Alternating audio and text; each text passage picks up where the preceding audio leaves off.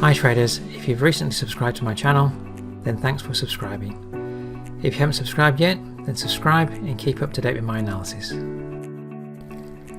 Now the euro dollar had a reversal week last week, a very small reversal week, just managing to hold on to 106.74 day support. That's the level to watch at the start of the week.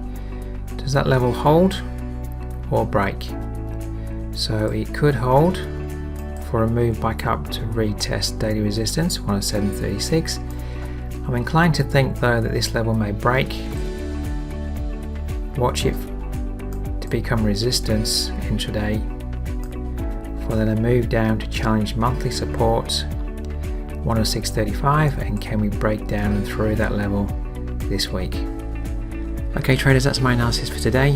If you want to keep up to date with my analysis, simply subscribe to the channel. I look forward to seeing you next time.